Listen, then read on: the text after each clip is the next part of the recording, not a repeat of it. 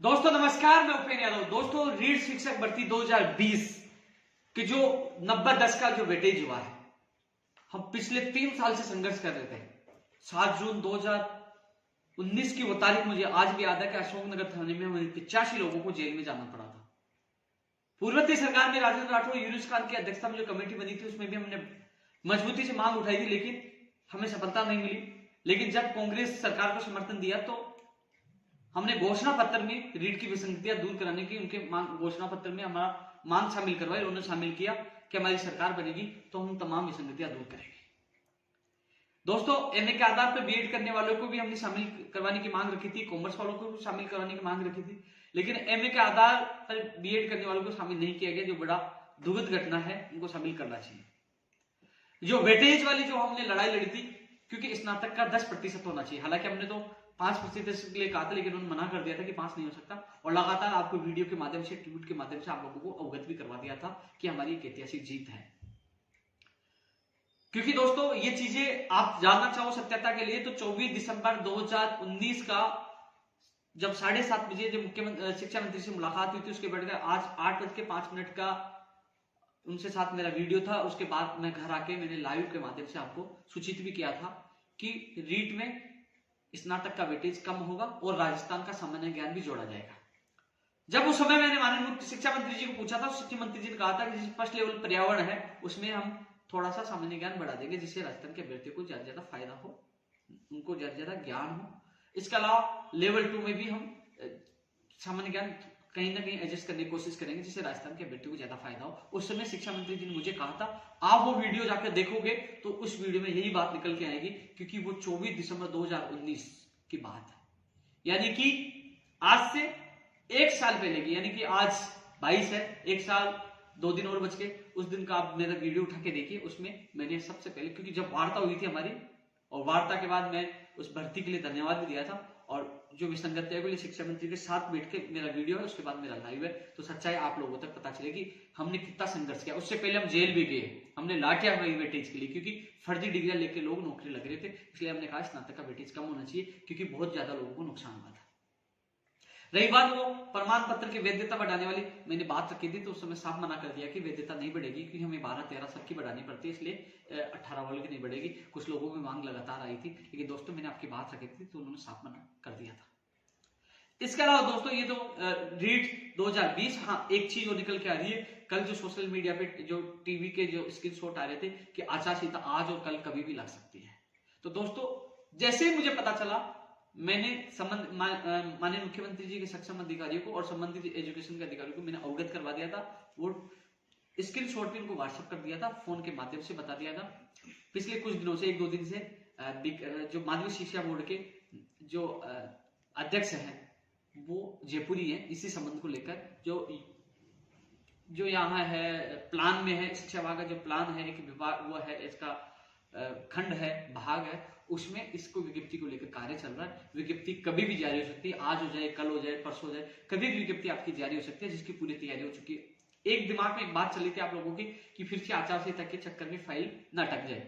पहले आचार संहिता में फाइल इसलिए अटकी थी कि उन्होंने विभिन्न कैटेगरियों को छूट दी थी, जिसका नोटिफिकेशन जारी हो चुका है। यानी कि चुनाव आयोग ने यह माना था कि हम लोग परमिशन देते हैं और ये लोग विज्ञप्ति जारी करते हैं, और ये विभिन्न वर्गों को उसमें पात्रता में छूट देते हैं, कहीं ना कहीं उन कैटेगरी को फायदा होगा, चुनाव प्रभावित होगा।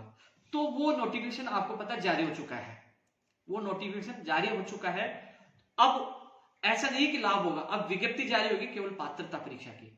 मान लीजिए आचार संहिता लग भी जाती है तो आप लोगों की चुनाव आयोग में एक दिन में या तो फाइल भेजने की आवश्यकता नहीं होगी, क्योंकि पात्रता परीक्षा है। भेज भी दी तो एक दिन में ही आपको परमिशन मिल जाएगी। इसलिए घबराने की आवश्यकता नहीं है कि आचार संहिता लग गई, हमारी विज्ञप्ति जारी होगी नहीं होगी।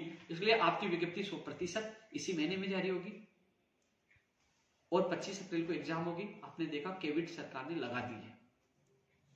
इसलिए साथियों ये वीडियो इसलिए मैं डाल रहा हूं, कई लोग भ्रमित हो रहे थे कि चुनाव आचार संहिता लगने वाली है, हमारी विज्ञप्ति जारी होगी कि या नहीं होगी। तो मैंने आपसे पहले, मैं बहुत एक्टिव हूं, क्योंकि किस प्रकार से दर्दी मेहनत के बाद ये भर्ती आ रही है। जो लोग कई सालों से तैयारी कर रहे थे, उनके सपने साकार के लिए वो कितनी मेहनत कर रहे थे। तो दोस्तों इसके लिए मैंने अवगत भी करा दिया, और कभी भी आज कल परसों तरसों कभी भी इस वीक में आपकी विज्ञप्ति जारी हो सकती है। तैयारी पूर्ण है। निदेशक महोदय, जो अध्यक्ष महोदय माध्यमिक शिक्षा बोर्ड के, वो जयपुर ही आए हुए हैं। इसके अलावा दोस्तों मैं थोड़ी सी चर्चा रीड लेवल 2 को लेकर करना चाहूंगा। दोस्तों मैं एक बार फिर उन लोगों के दिमाग से बात निकालना चाहूंगा, मैंने हमेशा मेरे वीडियो में लाइव में यही बोला, एक और सूची। मैंने कहीं भी वेटिंग का पक्ष नहीं लिया, न रिसफल का पक्ष लिया। लेकिन इतना जरूर है कि जो हाई कोर्ट ने निर्देश दिया था, न्यायालय ने निर्देश दिया था 2810 जो है और लेवल फर्स्ट की जो भी मेंशन पोस्ट है, उसमें एक भी पोस्ट कम करते हैं तो इन अधिकारियों की तानाशाही बर्दाश्त नहीं करेंगे। सबसे पहले इनके खिलाफ बगावत मैं करूंगा, और हो सके जितनी ताकत होगी, हिम्मत नहीं होगी इनकी सीटें काट ली, मैं मेरे बेरोजगार की एक सीट भी कम करने नहीं दूंगा। हाईकोर्ट में जो आदेश दिए, जिन्होंने बताया एफिडेविट 30 सीटें खाली है, उस पर तो सूची जारी होनी चाहिए। और यदि कोई अधिकारी तानाशाही करता है तो खुला चैलेंज है, मैं देख लूंगा उनको। लेकिन जो रिसफल वेटिंग के लिए आप कोर्ट के आदेश से सूची जारी हो रही है, कुछ लोग धमकी भी दे रहे हैं, जा रहे हैं कोर्ट में भी जा रहे हैं। भैया कोर्ट ने यह कह दिया रिसफल निकाल दिया तो मैं रिसफल वालों को विरोध नहीं करूंगा, और कोर्ट ने यह कह दिया वेटिंग निकाल दो तो वेटिंग वालों को विरोध नहीं करूंगा। मैं किसी का भी विरोध नहीं करूंगा, न किसी का पक्ष में आऊंगा।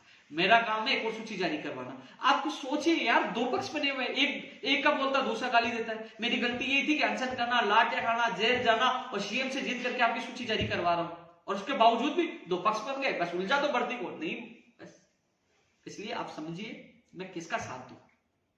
हाँ ये जरूर है कि यदि पोस्टेड अभ्यर्थियों को नहीं हटाते हैं, और यदि जो रिक्त पद इन्होंने बताया एफिडेविट दिया उन पदों को नहीं भरते हैं, उन पदों में से यदि कम करते हैं तो भाई साहब वो मैं बर्दाश्त नहीं करूंगा। ये आप लोगों से मैं विश्वास दिलाता हूं। उसके खिलाफ आवाज उठाऊंगा, और देख लेंगे अधिकारियों को तानाशाही करते हैं उनको भी देख लेंगे, क्योंकि हाईकोर्ट में उन्होंने एफिडेविट दिया है, पोस्टेड को हटाने का आदेश भी है। लेकिन जो रिसफल और वेटिंग का जो मामला, प्लीज मुझे बीच में मत घसीटो। तुम सोचिए, पोस्टेड कह रहे कि उपेंद्र यादव हमारा दुश्मन है, हमें गंदी, अरे मैं आपका दुश्मन नहीं हूं भाई, आप भी चले जाते। हाईकोर्ट ने निर्देश दिया है, अब कई लोग कोर्ट में जा रहे हैं। कल मान लीजिए, आज तो उनको लगता है मैं वेटिंग वालों के पक्ष में हूं, कल मान लीजिए किस्मत से कोर्ट ने कह दिया रिसफल निकाल दो, तो वेटिंग वाले कहेंगे कि हमारा दुश्मन है। बस कोर्ट खेलते रहना, बस उपेंद्र यादव को कोसते रहना। इसलिए मैं स्पष्ट कह दूं, न मैं वेटिंग का पक्षधर हूं, न मैं रिसफल का पक्षधर हूं। मैंने एक सूची की मांग की थी, सरकार ने निर्देश दिए थे, हाईकोर्ट का निर्देश था कि सारी जो रिक्त पद है वो भरे जाए पोस्टेड को हटाते हुए। यदि उसमें कुछ गड़बड़ी होती है, पद कम करते हैं, पोस्टेड को नहीं हटाते, तो आपके साथ मैं हूं और लड़ाई लड़ेंगे। इसके अलावा प्लीज समझने की कोशिश करिए, मैं किसी को रोक नहीं रहा, भूल जा रहे हैं जाइए। अब जो न्यायालय करेगा, न्यायालय कहते रिसफल भी निकाल दे, ये भी कह सकता है कि भैया रिसफल निकाला जाए, तो भैया उनको मानना पड़ेगा हाईकोर्ट का निर्णय। और कोर्ट ये भी कहते कि भैया नहीं, हाईकोर्ट का आदेश की पालना होगी, जो इन्होंने हाईकोर्ट के आदेश की पालना की है, वेटिंग ही निकाली है, तो वो ये निर्णय न्यायालय को करना है। और जो न्यायालय आदेश देगा उसकी पालना अधिकारी को सरकार को करनी है। मेरा काम था एक सूची का आदेश सरकार से लड़ झगड़ के करवाना, मुझे मैं कर पाया हूं। माननीय मुख्यमंत्री जी का आभार है इस चीज के लिए, शिक्षा मंत्री जी का आभार है जो उन्होंने एक सूची का आदेश तो जारी की। शायद पहली बार है जिसकी सूची पहले जारी हो चुकी है, उसकी एक और सूची जारी हो। ऐसी कोई भर्ती नहीं है जिसकी 2-2, 3-3 सूची जारी हो। शिक्षक भर्ती बता देना एक भी, ऐसा नियम नहीं है। पहली बार नियम, एक अपवाद नियम बना है आपकी 2018, 2016 वाले पूछ ली, सुप्रीम कोर्ट में गए, 17 वाले गए, आपकी भर्ती है, लड़ झगड़ के यहां तक आए। इसलिए ये निवेदन है कि आपस में सामंजस्य बिठाएं, जो सारी सीटें हैं उनको भरने के लिए सरकार को, हम सबको मिलकर दबाव बनाना चाहिए, ज्यादा से ज्यादा बेरोजगारों को फायदा हो। लेकिन आपसे निवेदन है, मुझे इसमें ना घसीटे। जय हिंद, जय भारत।